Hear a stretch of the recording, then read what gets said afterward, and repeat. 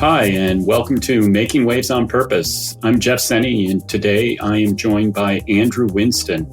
Andrew is a true pioneer and leader in the ESG corporate responsibility space. He's been doing this for a long time. He's written at least 3 books, is a regular contributor to a number of publications, and I've known Andrew for years.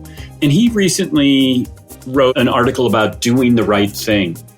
And I reached out to him to talk to him about the role the business case has in advancing these conversations and efforts, and when that business case might not be as evident, how businesses should be proceeding. We have a wide-ranging discussion. As always, it's great to connect and get his insights. And without any further ado, I bring you Andrew Winston. Thanks for joining us.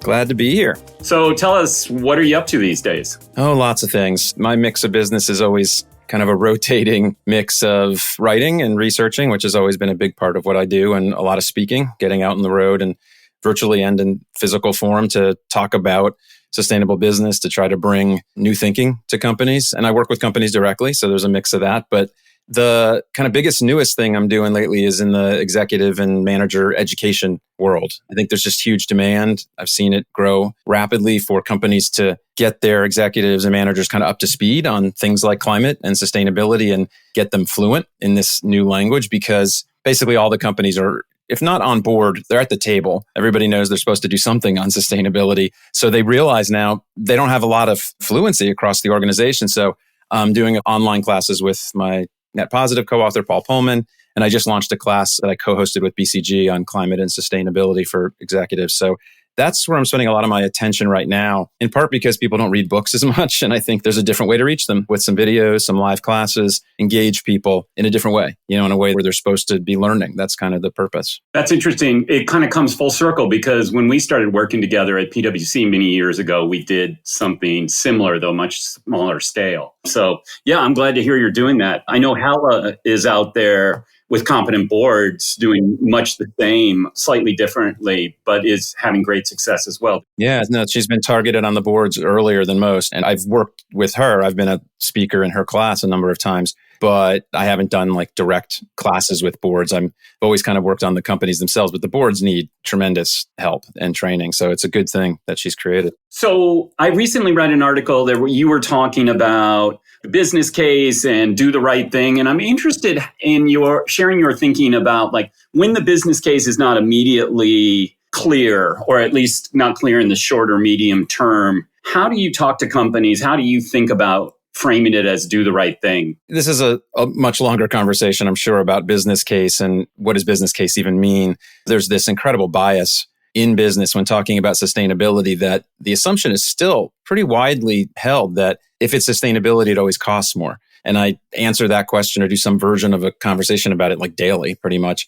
And it is a weird assumption, actually, because everything in business costs money. You're investing in marketing or sales or R&D. And for some reason, we call it sustainability. It has to be a drag on earnings. But the discussion of kind of the right thing to do comes in a different way. It's really mainly on the social issues where I think there's just real pressure on companies now. Yes, it's the right thing to do on climate and the physical environment, all of that too. But the real pressure right now is the kind of pundits or politicians who are pushing on this supposedly anti-woke agenda and pushing companies on doing diversity work or pride work for LGBTQ communities. And I think companies need to just stand up for what's right. I think making the business case for that, I can, but it's not really the way to talk about it, because we're having discussions about just rights, human rights. And I think companies need to stand up for what is right and for their people. And some are, but some are backing down. And so I just say, look, there's so much concern right now about, frankly, pissing off people, right? They think if they go out in favor of gay rights, they're going to piss off some of their employees, some of their customers. And I say, yeah, you're going to make some people mad no matter what you do now. That's the environment in the US especially. But you don't really know how many it's going to be on either side. And remember, if you say nothing or do nothing or give in, you're also pissing off your allies and people in the business too. And since you don't really know what the number is, then why not just do the right thing? Because that's the easiest thing to do and to defend. And I think you'll find in general that the majority is with you. There's some loud voices that are frankly bigoted, and giving into them isn't the right thing to do. It never is. And I've seen company after company choose to stand up for racial equity, for gender parity for LGBTQ, and the business actually does almost always do better. They attract people, they attract and retain employees who are happy to be working for that organization. So you can build the business case from it. But sometimes I think it just doesn't feel right. Like we can do something because it's the right thing to do. Absolutely. There's no reason business is somehow excused from having right and wrong conversations. They're not. They're run by humans. So we can have that conversation too. I'm really interested in how you talk about either nationally or internationally when people think they use a different determination of what right and wrong is. I'm remembering back to a discussion I had once with a client, and they were talking about their client in Saudi Arabia was complaining if they send women on the projects that they were doing and the work that they were doing in the kingdom, and asked me what I thought. This was when I was at the Global Compact many years ago. And I said, your values are only your values when they're hard to apply.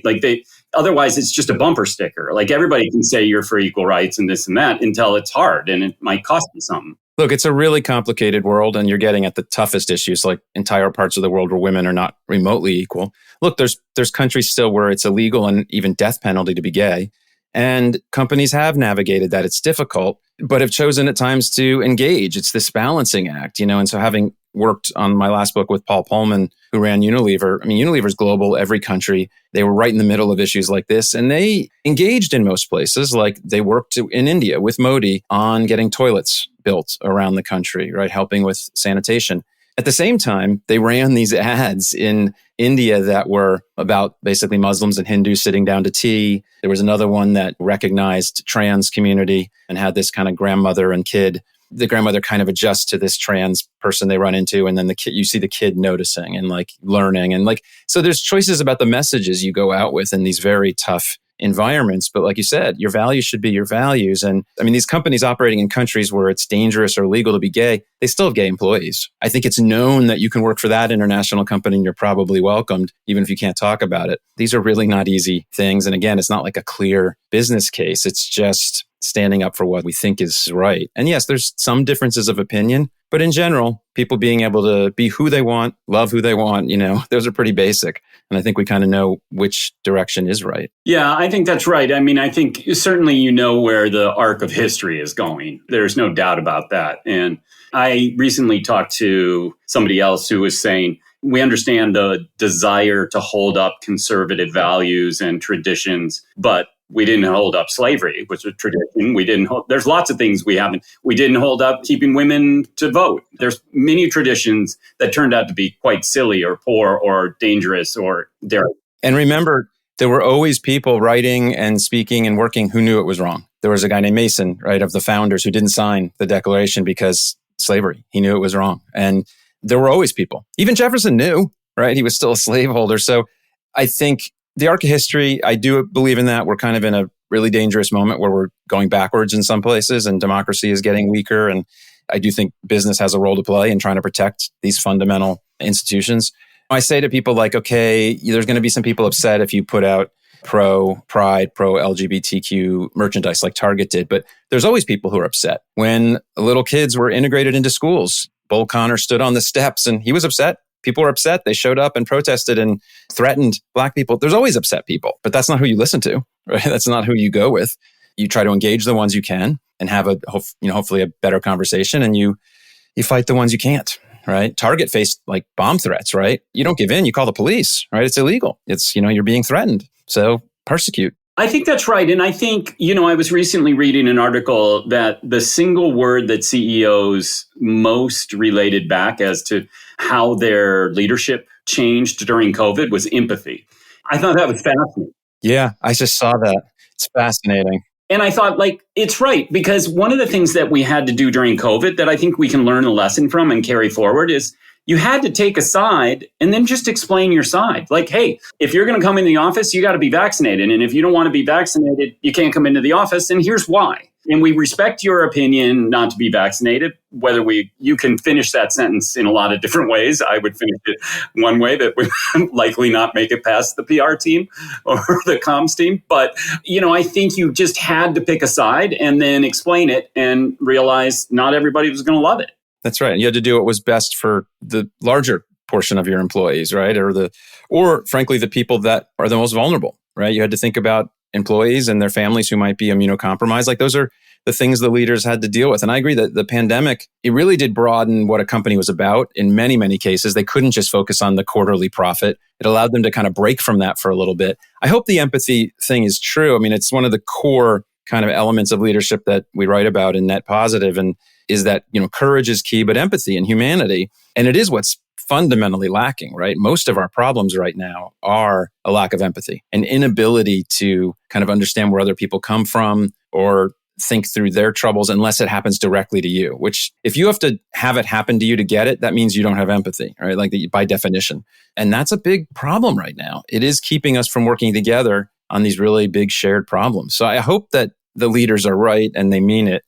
We'll see. I think sometimes it is a good talking point. No, I think that's right. I do think there's no doubt that companies are going to have to understand things from different perspectives and make decisions that are more complicated, as we talked about, that are more nuanced. So tell us, when you're talking to companies that are kind of at these crossroads, how do you guide them? It's funny, normally I do so many interviews like this. We really talk the business case and sustainability. We're really on the moral and doing the right side on this conversation, which is not as big a part of my discussions with companies, but it is increasingly. It's what I said before, which is, you do mostly know what the right thing to do is. And so you should show the courage of your convictions and stand up for the people that need it. And I encourage companies, there are ways around certain topics and in a way that's helpful, like immigration, for example, it is a controversial issue. It's not controversial the way people pretend, rights are, but it is controversial because it's unclear what to do about it. There's no easy answer.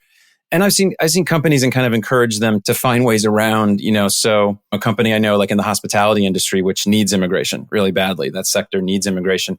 And they had dreamers, right, working on their staff. And so the way they kind of got around that was to have voting and registration events, like in the cafeteria and on their campus, and just encourage voting, not say who to vote for or what to vote for, but kind of make people more aware of an issue. So I think there's ways companies can do things to try to move towards the agenda they believe is right without necessarily making too many waves, and at least internally. And we saw this after the Dodd case, after the U.S. returned Roe v. Wade. A bunch of companies, more than I expected, actually, I was kind of surprised. Many companies I knew sent a letter, at least internally, to say, to women, we will help pay for your transportation if you're in a state that doesn't have those rights. I was really surprised, actually, how many did that. And I stood up in front of a big company and their executives and talked about, it was right before it was in that moment where it had been leaked and they were about to come out with it. I said, we're about to see the loss of rights of many, many women. And I heard later from the sustainability people that there were some executives offended.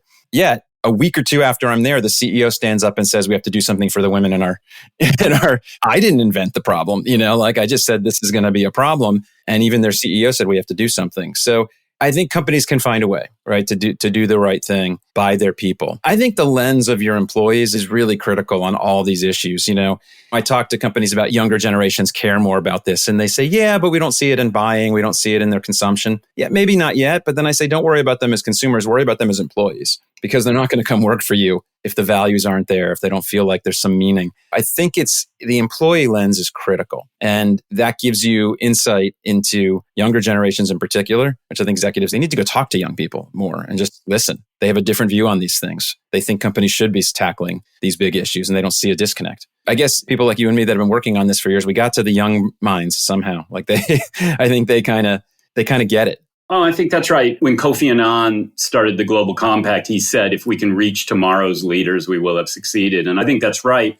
And it's certainly filtering. And I totally agree with you. I'm writing something right now about how really the customer isn't always right. The employee drives the customer experience, and how you really need to bring in the employee in order, especially in B2B companies and where it's not product based. But even there, I think it's super important. And something that came out of this year's Edelman Trust Barometer that shocked me is that business communications are more trusted than mainstream media. Like, oh my God.